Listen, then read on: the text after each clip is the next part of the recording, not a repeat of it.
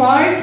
Amém. Amém. Vira para a pessoa que está do seu lado e fala assim, ó, conseguimos mais um dia. Para a honra e glória do Senhor Jesus. Amém. Hoje nós estamos aqui para orar, interceder e entregar nas mãos do Senhor o mês de abril. Amém?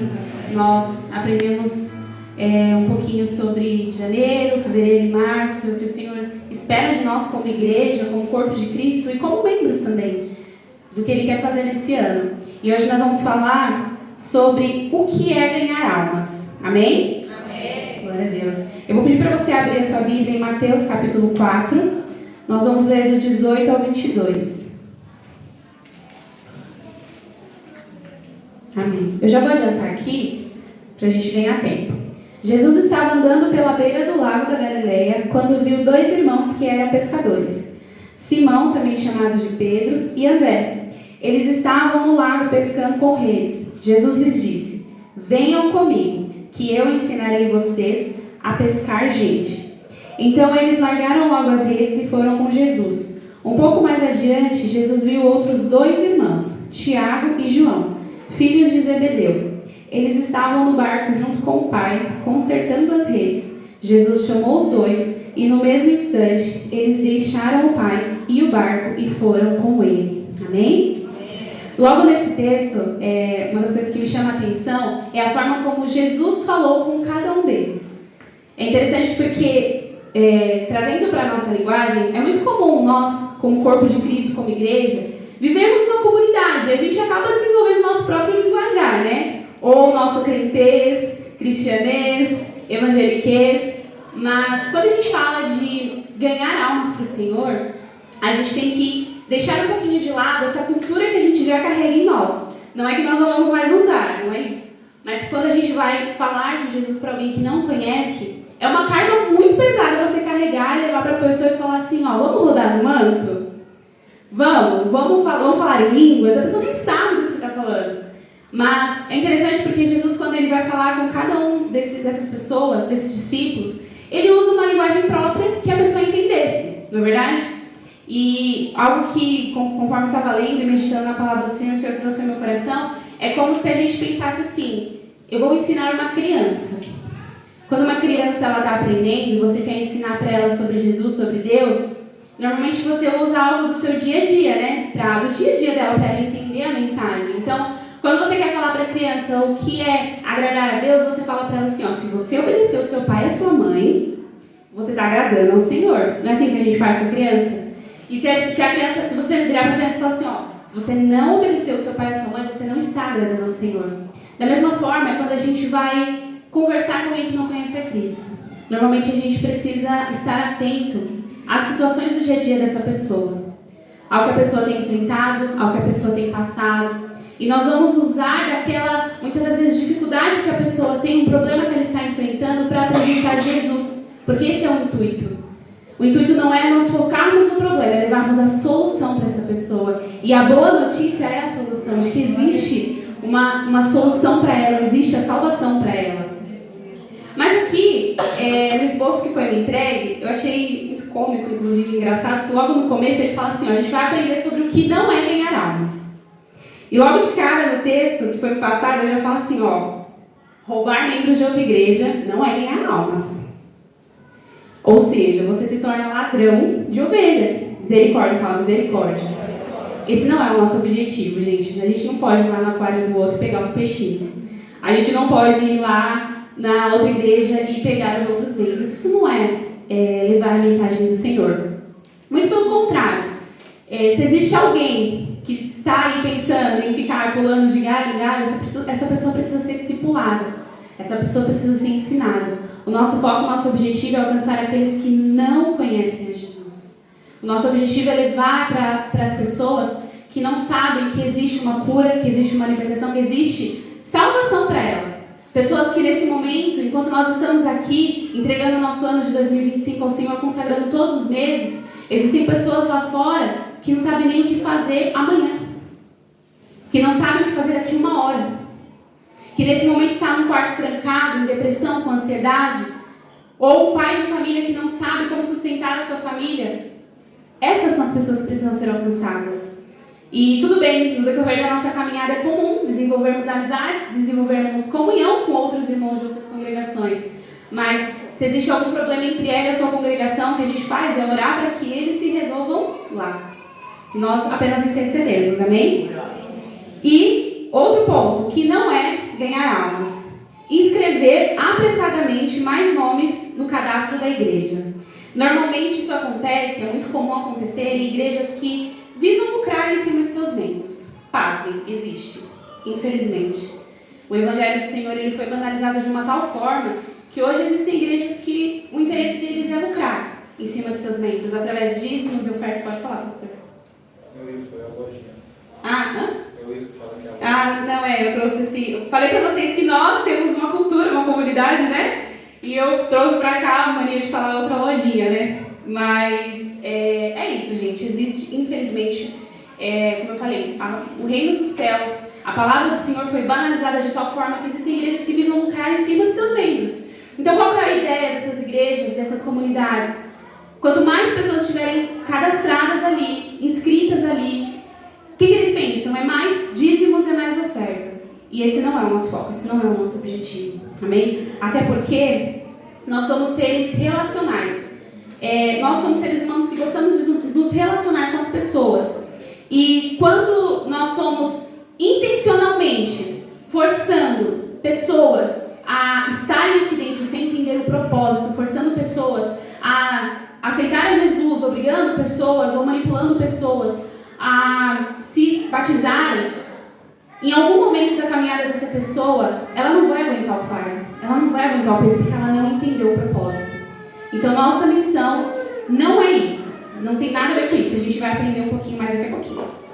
Outro ponto que não é ganhar almas, provocar emoções. Outra forma muito comum, né, que a gente vê hoje em dia, são mensagens, até canções, onde a ideia é provocar certa emoção.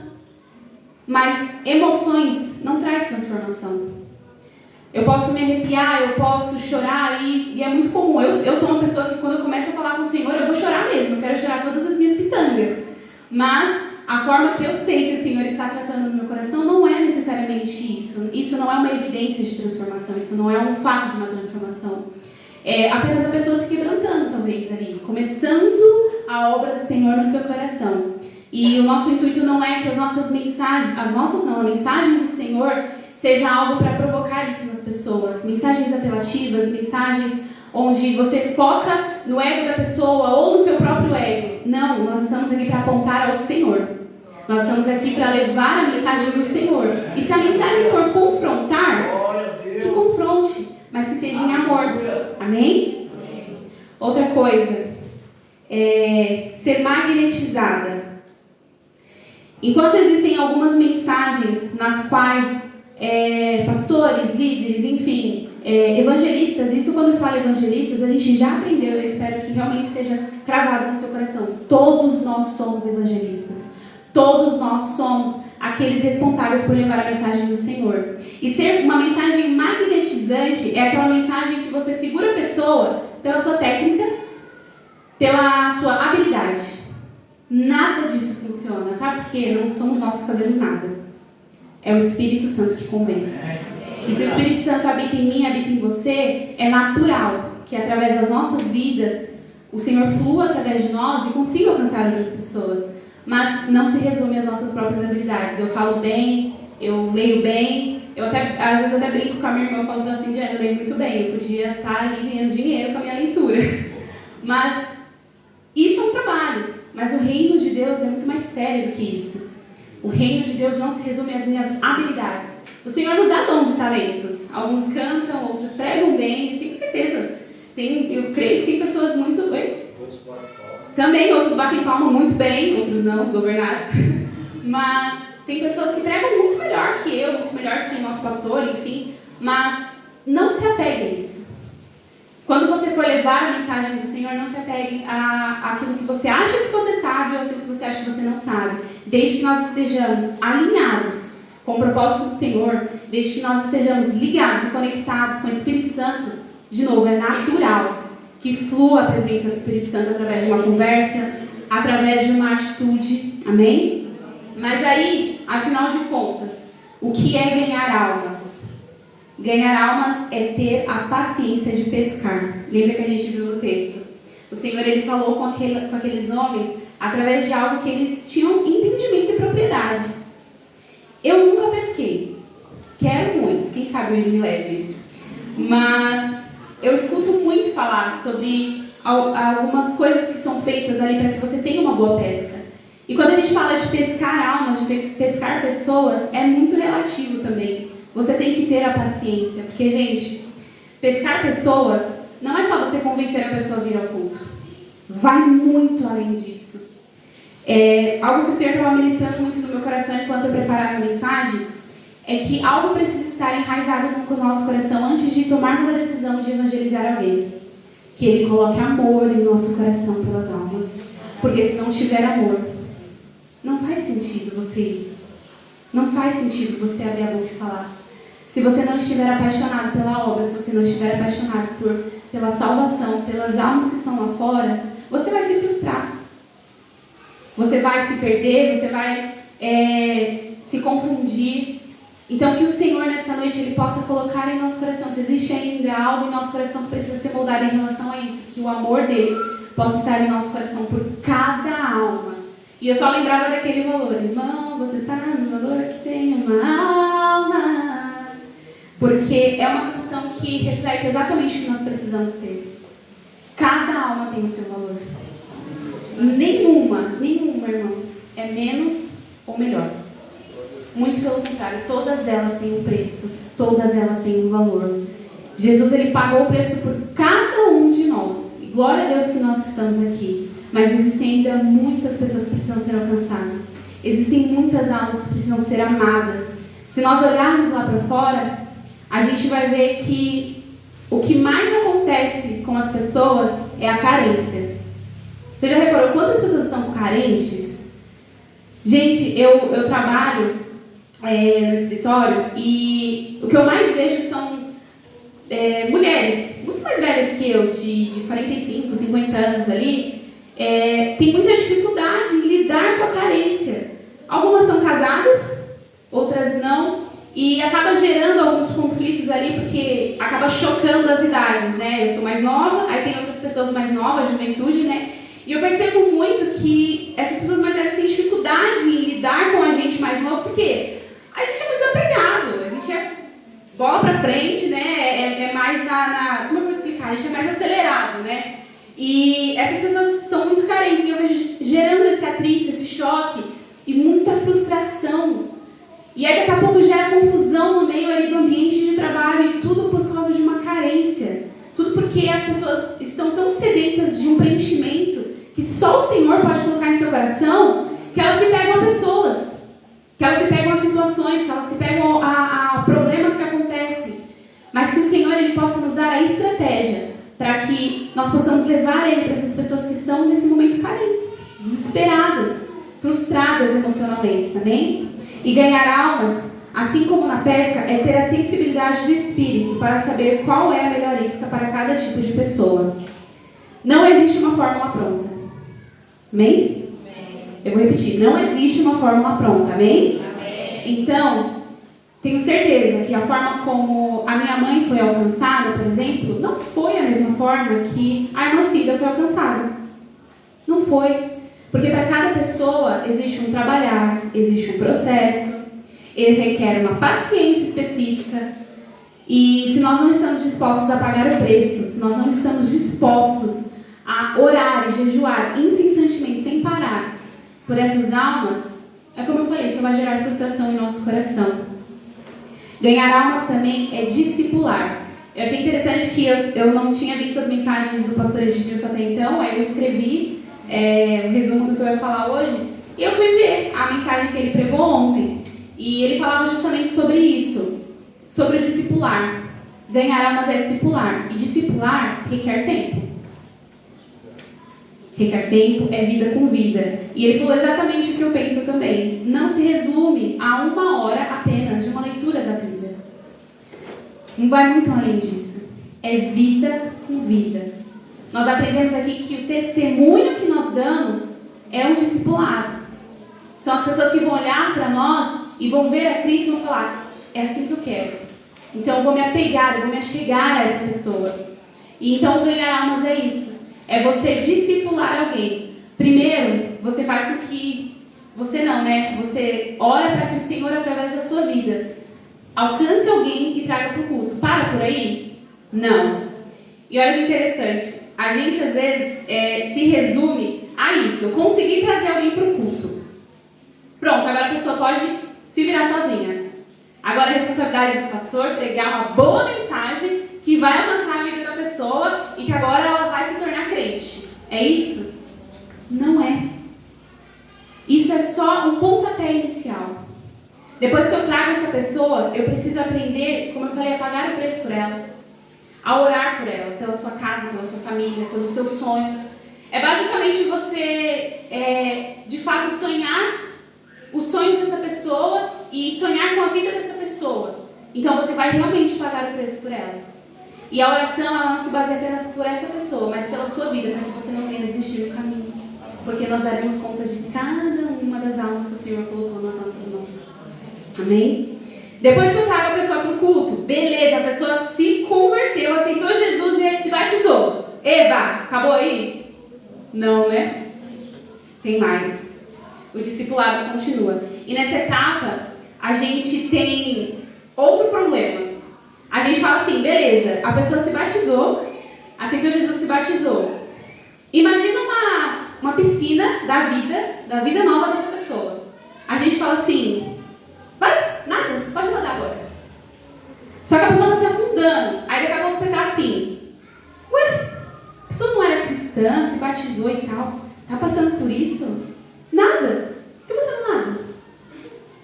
Nada, meu filho. Mas a pessoa não sabe nadar, você não ensinou.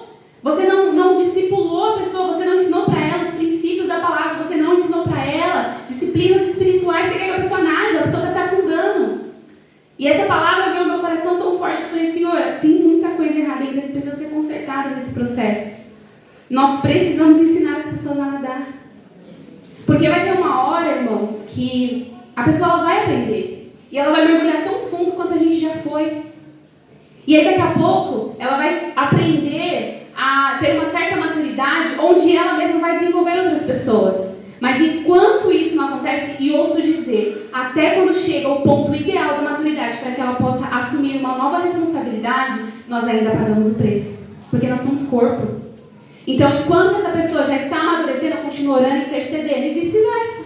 Amém? Nós não podemos correr esse risco de jogar a pessoa no meio da piscina e esperar que ela nade. Ninguém fez isso conosco. Eu creio que cada um de você, na hora que você foi alcançado, existe um processo de discipulado na sua vida. E até hoje eu sei que tem pessoas que oram por cada um de nós. E nós oramos por outras pessoas. Então que o Senhor ele possa colocar isso no nosso coração. Não jogue a pessoa para os problemas, para as dificuldades.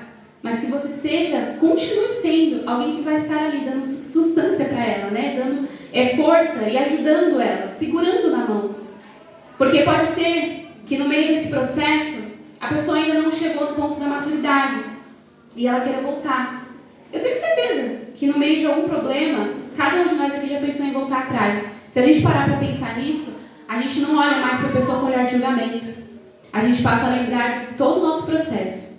E lembrar que da mesma forma que nós já pensamos em voltar atrás, essas pessoas podem também querer voltar atrás.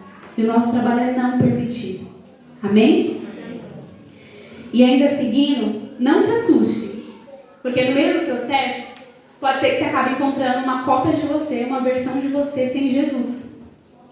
E aí que o bicho pega, né? Porque cada um de nós conhece. Eu sei como eu era sem Jesus. Então, se você se deparar com alguém e você fala assim, meu Deus, eu encontrei uma versão de mim. Agora ferrou. Não, ferrou não. Às vezes você é a resposta para a pessoa.